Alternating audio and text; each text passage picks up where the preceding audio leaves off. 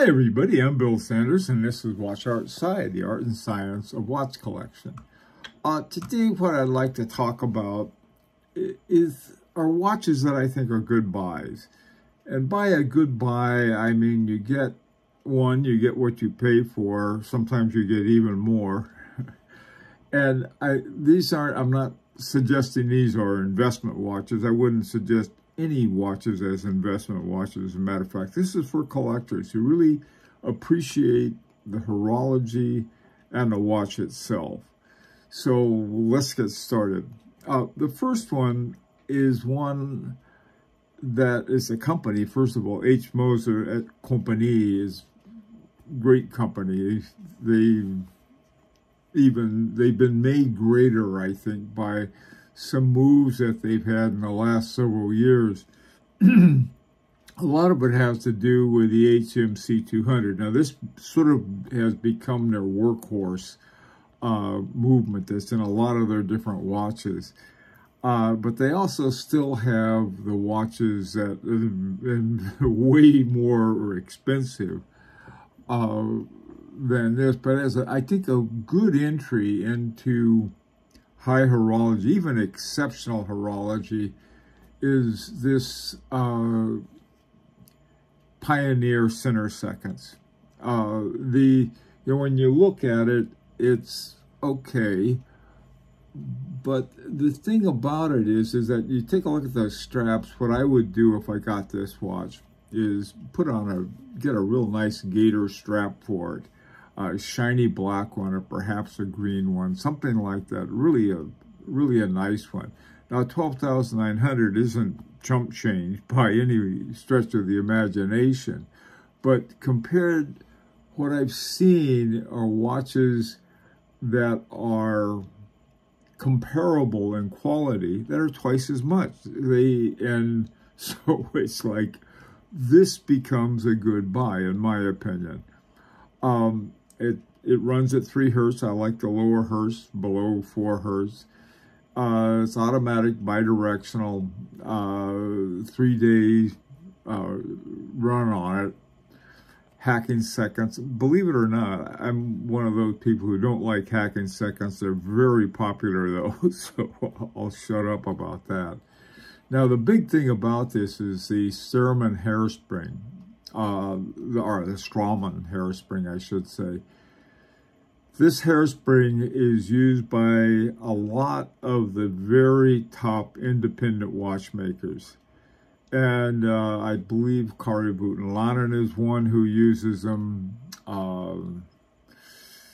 MB&F, Agenor, some of your very, very best movement makers use this. It's a more expensive hairspring, but it's one that I think was designed in part by the same guy who did the Parachrome hairspring for Rolex.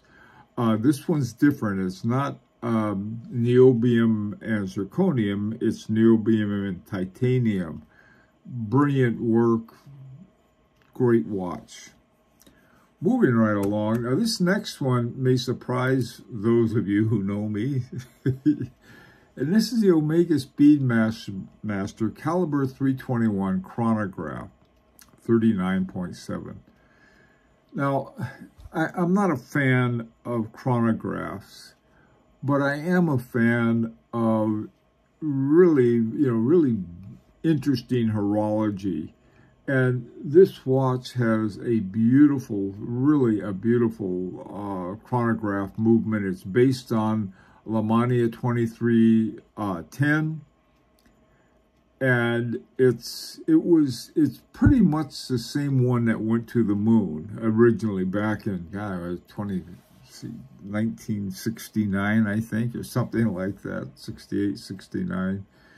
The Caliber 321. I don't know what it is about this watch, but I like it a lot, and I think it's 15,400 is a lot.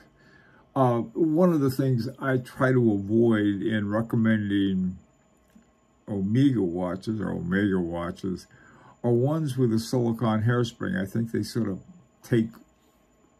do something to it that's not doesn't have quite the kind of thing I would want in a sort of traditional watch, and I believe this is one that doesn't. Now, there's another one that's called the Omega Moonwatch Professional Chronograph 42 millimeters, and it's got a caliber 1861 movement in it, which is also a wind-up movement. It's not an automatic. And this movement, I put it over there on the side. Now this watch is only $53.50. Another one, I think they're both good buys. I think the one with the caliber 321 is one I'd rather have. But, you know, for the price, the other one, I guess it was called the Moonwatch Professional. It's an awfully nice watch.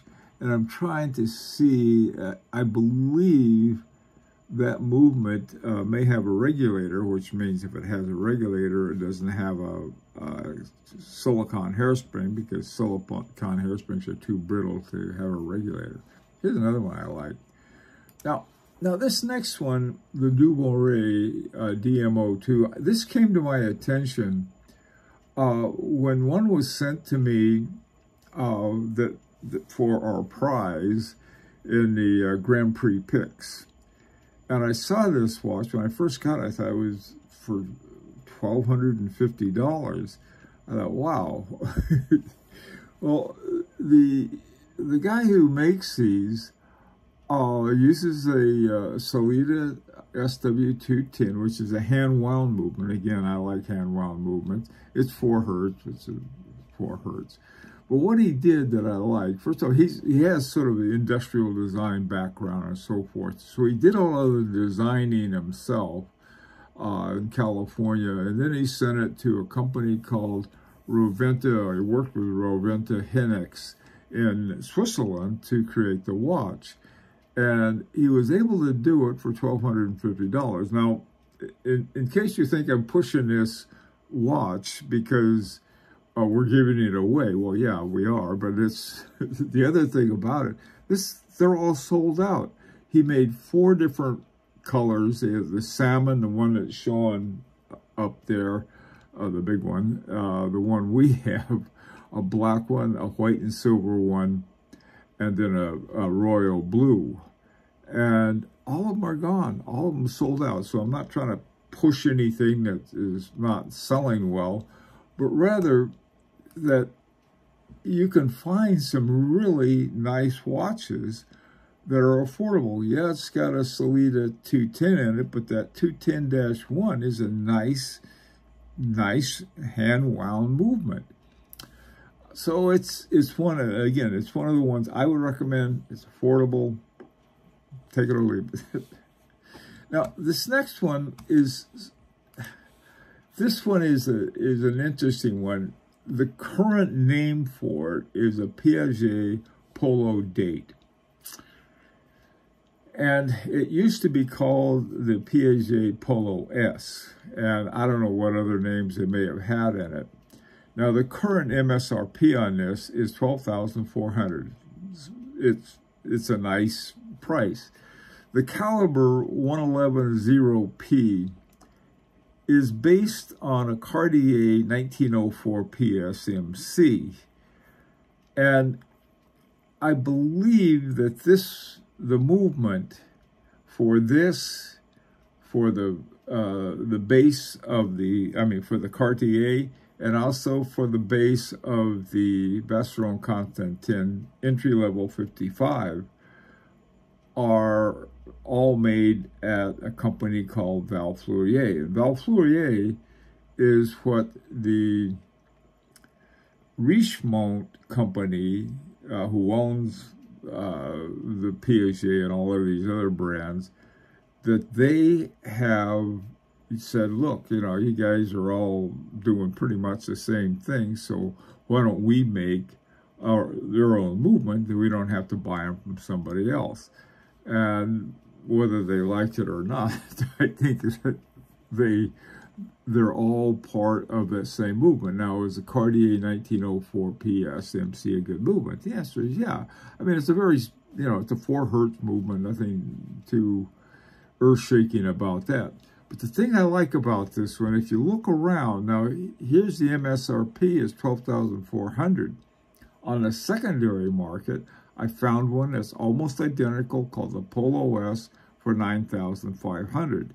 Then on the used market, I found one for 6,200. In other words, exactly at half the price of the MSRP. So I think this is one of those watches that sort of as a what I'd call a luxury sports watch that, you know, goes along with the Royal Oak and the Overseas, which again, these are all twice as expensive.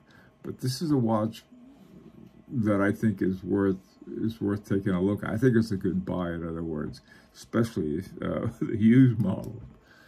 Now this one, Christopher Ward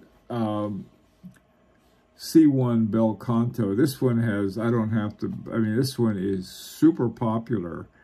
And the thing I like about it, I called it a minute repeater at one time. It's not a minute repeater. It's what they call a sonorée passage complication. Now, basically, this again is a here we see the Solita SW200-1, and there's a chiming movement on top that's made by Christopher Ward called the FSO1. 41 millimeters titanium. The entire watch is sort of part of this bell chamber, all right, that even the back is set up to help the sound of the chime come out. The chime goes around the side. You can see it, the chime bar, and the hammer, bing. And I don't know. I mean, for a watch, this particular one is $37.95. Again, this one's another one that's sold out.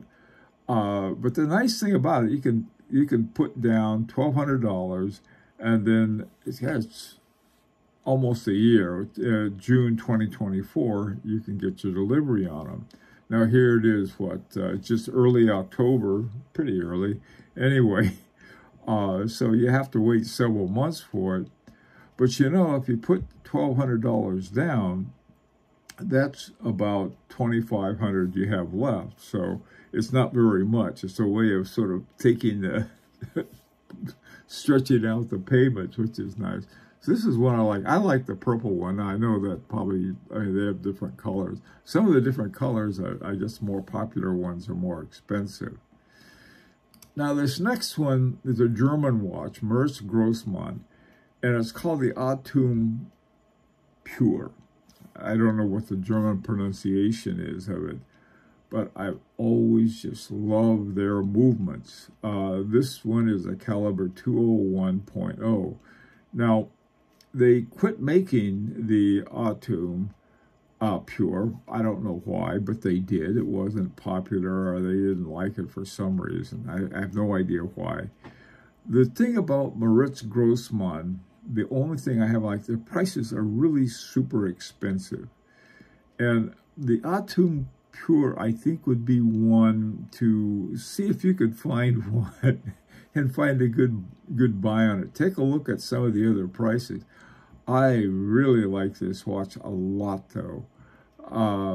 And it's a hand wound again. This is one that I think you're going to find the Independence and some of the really the higher end watches. You can find, I mean, really top horology, and find the more likely hand wound. The ones who are really very strict about it have a key wound. That's another story. Okay, now the final two I'm going to talk about are Daniel Roth and Roger Dubuis.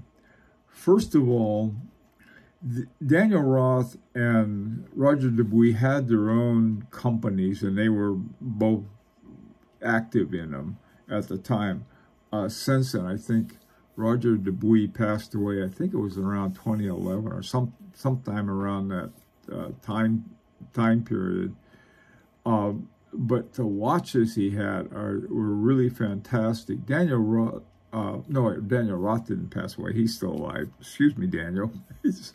I'm talking about Roger Dubuis. I'll talk about that in a second.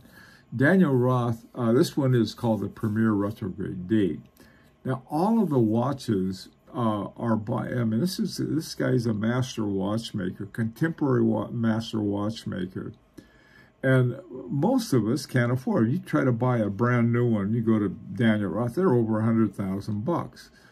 And the prices of these are all over the map. So I didn't put a price down. This one I saw this one, I really like it a lot.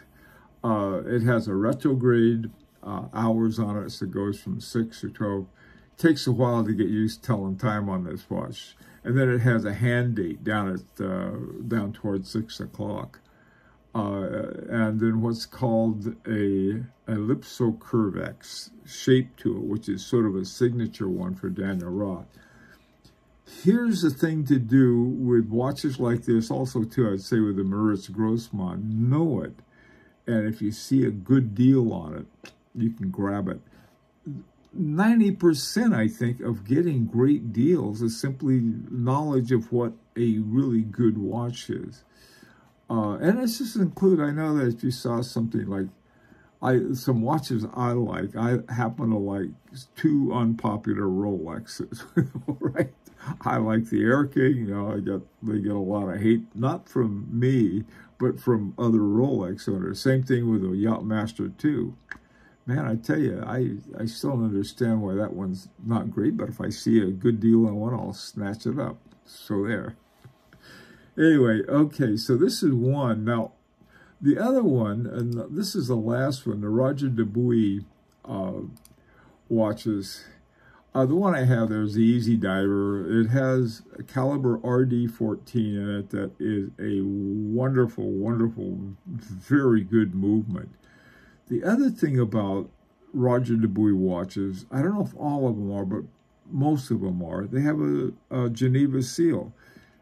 It used to be the only watches with Geneva seals were Patek Philippe, and well-deserved. But then they changed their watches. I think they started putting silicone hairsprings in them, and I guess the foundation for Geneva seal said, nah, nope, we're not going for that. And that was it. So they made their own seal. We'll show them. But this is one of the few companies, this one, Vacheron Constantin, some Cartier. Not a lot of them have the Geneva seal, but this is one of them that does, Roger Dubuis. Again, just like the Daniel Roth, here you've got this early, very early 21st century set of watches. These are from the late 90s, the early 21st century, the aughts, I guess you could call them. And it got some really great watches out there. And again, knowing this, knowing some good watches. Now, the one next to it is a Roger Dubuis Sympathy. Now, the ones called Sympathy have so many different shapes. I have a Sympathy, and it looks a lot like the Easy Diver, right? It's got the same movement, too. It's great big old Sympathy, but the other ones, like this one, the RD, it's got the RD57 that's based on a Lemania 8815. Anyway, the point is that these are watches that I think are good buys because they're good watches. And I think you could enjoy them. And when I say a good watch, I mean good watch for the price. If you can find something, you know, that's in your wheelhouse, so to speak, your financial wheelhouse. Anyway, I really would like to know what you think about, you know, what you think. Well, hey, what about these watches? These are good deals too. I believe it. Okay. Let me know what you think. It's an opportunity to subscribe if you like. Until next time, this is Bill Sanders for Watch Art Side, the Art and Science of Watch Collection.